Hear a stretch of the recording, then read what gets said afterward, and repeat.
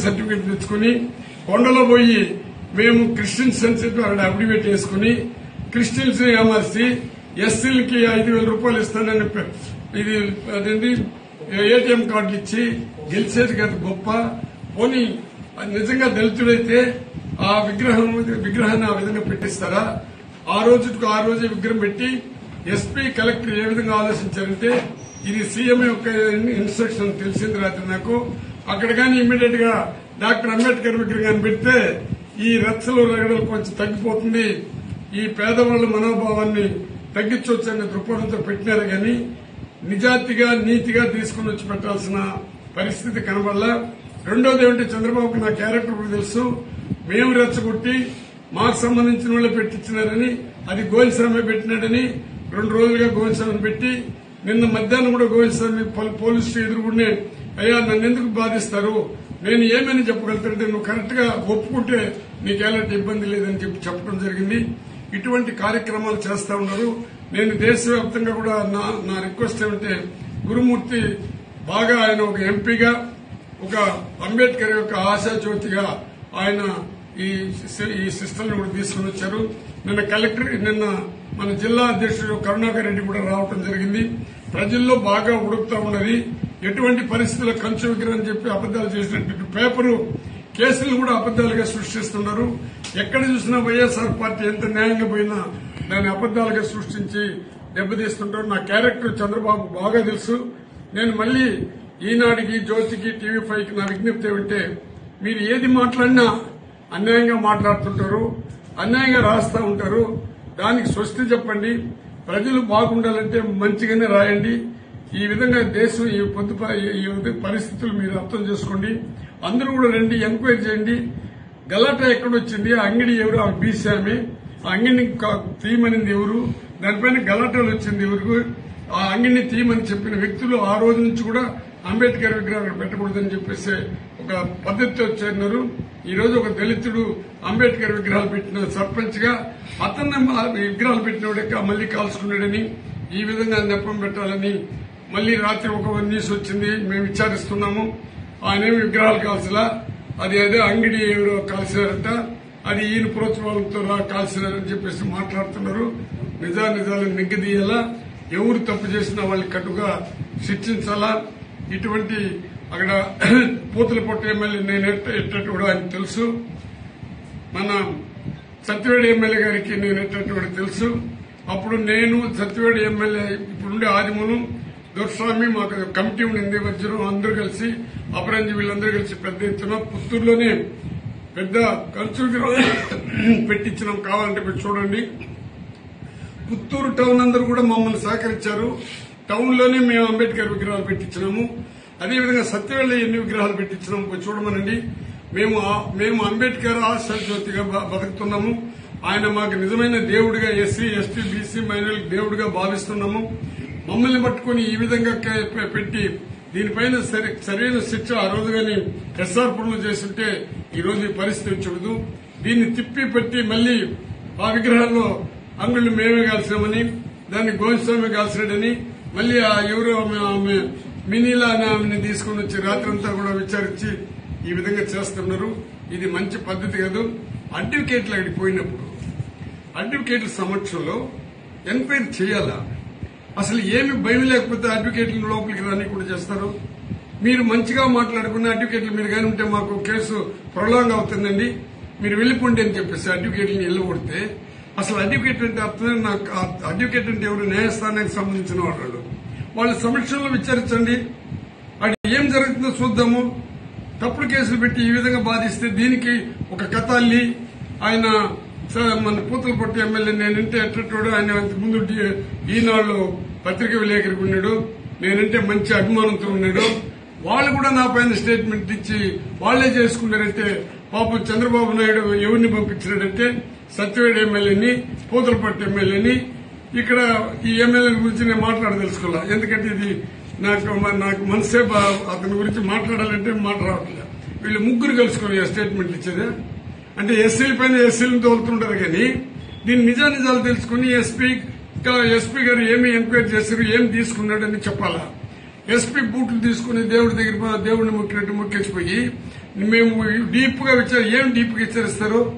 ఆడ లోకేష్ గారు మన పాదయాత్రలో లోకేష్ పాదయాత్రలో ఏమన్నాడు? నా పైన 200 ఎకరాలు డిఎం పొలం ఉండదన్నాడు. ఆ 200 ఎకరాలు ఆయన్ని ఎత్తుకోమని కూడా చెప్పిన అన్యాయంగా మాట్లాడుతున్నారు. మొన్న ఎవరు సిట్టోళ్ళు వచ్చినారు, 8 కోట్ల రూపాయలు ఎంచుతా ఉన్నారన్నారు. నేను నీతికి నిలబడినానే గాని నేను అవినీతి పరుడు కాదు అని మొన్న కూడా నేను ప్రెస్ మీట్ పెట్టి చెప్పినాను.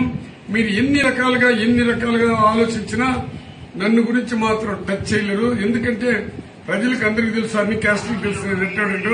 ఈ రోజు మేము డాక్టర్ అంబేద్కర్ గారి విగ్రహాన్ని పక్కనుండే అంగళ్ళు కాల్చి మేము రాజకీయం చేసుకోవాల్సిన అవసరం, ఆ కర్మ మాకు లేదు.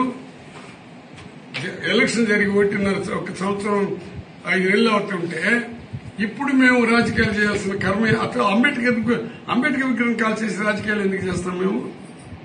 దీని గోంది స్వామికి ఏమి ఇంపార్టెంట్? గోంది స్వామిని దెబ్బతీయాలదానికి కారణం ఒకటే, అతనికి జేసీబీ ఉంది, అతనికి ట్రాక్టర్లు ఉన్నది, అతనికి క్వారీ ఉంది. వీటిని దెబ్బతీయాలని ఇటువంటి కుట్రలంతా పని వాటిని పూర్తిగా ఆర్థిక వనరులు దెబ్బతీయాలని ఆలోచనతో చేస్తా ఉన్నారు. ఆ రోజు డిపిఎం మనకు మా డిస్టిక్ పంచాయతీరాజ్ ఆఫీసర్ కూడా అతనితో మీరు పోయి తెలుగుదేశంలో చేరుకుంటే మీకు ఎలాంటి బాధ ఉండదు, మీకు చెక్ డ్రాయింగ్ పవర్ బదులుంటుంది. ఫస్ట్ వచ్చింది అతని పైన చెక్ డ్రాయింగ్ పవర్ తీశారు. ఆయన్ని ఇంత బాధిస్తా ఉన్నారు. ఇంకా ఎన్ని బాధించాలనో బాధించండి. రెండోది ఆయన పైన ఏమి నిర్ణయిస్తారంటే ఆయన నోరు ఎక్కువ ఉండదంట, గట్టిగా మాట్లాడతారంట. అవునయ్యా, నిజాలు మాట్లాడాలా, సత్యాన్ని మాట్లాడేదానికి మాట్లాడతారు. దానికెందుకు అడ్వకేట్లు కూడా లేకుండా చేయటం? ఇది చాలా పొరపాటుగా ఉన్నది. అందులో అంబేద్కర్ విగ్రహాన్ని ఎత్తుకుని దాచిపెట్టేది కాకుండా ఆ బోర్డులు మీకు చూపిస్తాను. పెట్టిన విగ్రహాన్ని తొలగించి ఆ విగ్రహాన్ని ఎత్తుకుని దాచిపెట్టేసి అది మంచి విగ్రహం, పెద్ద విగ్రహాన్ని వదిలేసి వీళ్ళు ఫోటోలు పెట్టుకుని ఇంత పోయింది. ప్రస్తుతం అన్ని అయ్యా వెంకటేష్, నువ్వు కూడా చూడయ్యా, కోప్పడద్దండి. ఇది జాతి మన జాతికే ముద్ర వేసినారు అంబేద్కర్ గారిని. ఎక్కడ చూసినా ఆ ఎస్సీ కాలనీలోనే అంబేద్కర్ విగ్రహాలు పెట్టేది. ఏ పార్టీ కూడా గ్రామాల్లో విగ్రహాలు పెట్టరు. దయచేసి మీరు కూడా ఆలోచించుకోండి. అందరు ప్రెస్ వాళ్ళందరూ కూడా ఎక్కువగా ఎస్సీలు, ఎస్టీలు, బీసీలే ఉన్నారు. నేను ఆ మాట అనకూడదు. ఎంత ఘోరం ఉండదు చూడు. జగన్మోహన్ రెడ్డి ఫోటో పెట్టి నేను డిప్యూటీ సీఎం ఉండేటప్పుడు నేను ఓపెన్ చేస్తే అక్కడ విగ్రహాలు పెట్టకూడదని చెప్పేసి ఇదే సతీష్ నాయుడు అనే వ్యక్తి, ఆయన తమ్ముడు అడ్వకేట్ వీళ్ళందరూ అక్కడ గలాటాలు చేస్తే మేము గట్టిగా పెట్టిస్తే ఆ విగ్రహం తీసేసేది కాకుండా ఆ ఫోటోలంతా ధ్వంసం చేసి నిన్నంటే ఒకే రోజుకే అది కూడా తాత్కాలికంగా ఆ విగ్రహం కూడా కరెక్ట్ గా చేయి పెడితే పడిపోయేటట్టున్నది. దానికి ఈనాడు, జ్యోతి పేపర్ వీళ్ళంతా ఏ విధంగా రాశారంటే కంచు విగ్రహం పెట్టినారట. అది చంద్రబాబు నాయుడు గారి యొక్క మానవత్వం అంట. అందువల్ల ఈ ఎమ్మెల్యే గారు, మనం జీడీ నెల్లూరు ఎమ్మెల్యే గారు మానవత్వంతో కంచు విగ్రహం పెట్టినాడని పేపర్లో రాస్తే దీనికి మించిన దరిద్రం ఈ దేశంలో ఎక్కడైనా ఉండదా? నిజాలు రాయండి. ఆ జగన్మోహన్ రెడ్డి ఫోటోలు ఏం చేసింది? రెండోది, నేను దాదాపు 70 నేను వేసిన రోడ్లకంతా మీరు కావాలంటే దామరకుప్పం కూడా పోయి చూడండి. ఎక్కడ చూసినా రోడ్లు వేస్తే అక్కడ శిలాపలకలు వేస్తుంటే శిలాపలకలు ఉండే జగన్మోహన్ రెడ్డిని కొట్టేసినారు. కానీ మీరు 40 సంవత్సరాలుగా రాజకీయాలు చేస్తూ ఉన్నారు. తెలుగుదేశం వచ్చి 38 సంవత్సరాలు అయింది. 60 సంవత్సరాలు ఉండే రోడ్లంతా మీరు ఎందుకు పూర్తి చేయకూడదు? నేను డిప్యూటీ సీఎంగా శిలాపలకలు వేసి అక్కడ పెద్దిరెడ్డి రామచంద్రరెడ్డి వచ్చాడు. అందరూ వచ్చి జగన్మోహన్ రెడ్డి ఫోటోలు పెడితే శిలాపలకలు కూడా కొట్టేస్తున్నారు. ఆర్బీ సెంటర్లు పెడితే వాటిని కొట్టేస్తారు. స్కూల్ కి సంబంధించిన బిల్డింగ్, మనకు స్కూల్ బిల్డింగ్లు కట్టిస్తే వాటిని కొట్టేస్తున్నారు. దీనివల్ల మీరు తీసుకుని వచ్చే లబ్ధి ఏమిటో నాకు అర్థం కాల. ఎక్కువగా మాట్లాడితే క్వశ్చన్ వేసినట్టు ఎత్తి లోపలైంది.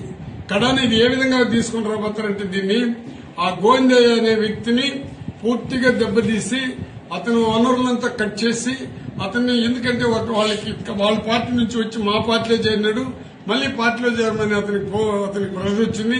అతన్ని పోనని చెప్పిన దానివల్ల ఈ పనులంతా జరుగుతుంది. దీన్ని మీరు కూడా ఆలోచించుకొని ఇంకా పోయి డీప్ గా ఆలోచించుకోండి.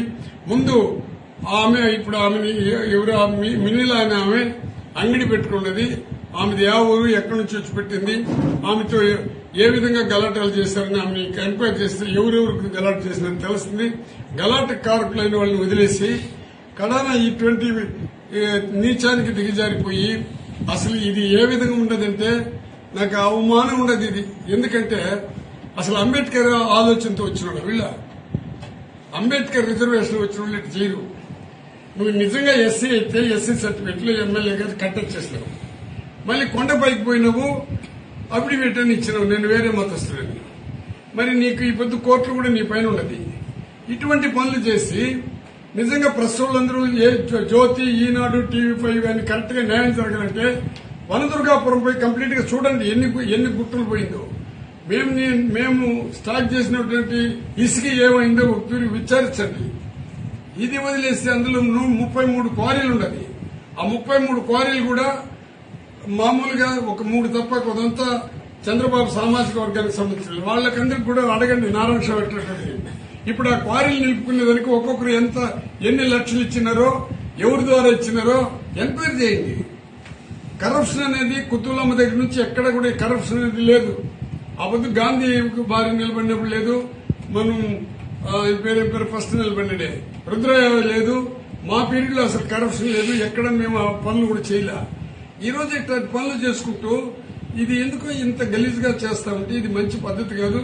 గోవిందయ్య పైన ఆఫీసులు కూడా ముద్దాయిగా నిలబెట్టే పరిస్థితి వస్తుంది. ఎందుకంటే ఎవరిని కూడా ఒక 24 గంటల లోపల ఎంక్వైరీ చేయాలా, 24 గంటల లోపల ఏం జరిగిందో తెలుసుకోవాలా.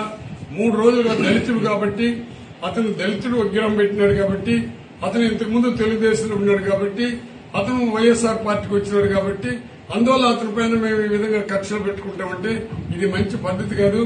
ఎస్పీ గారికి, డీఎస్పీ గారికి, అక్కడుండే సీఏ గారికి, అంటే అక్కడుండే ఎమ్మెల్యే ద్వారానే ఇదంతా, అక్కడుండే ఎస్ఐ దీనికంతా కారణం అని చెప్పేసి కూడా మాట్లాడుతున్నారు.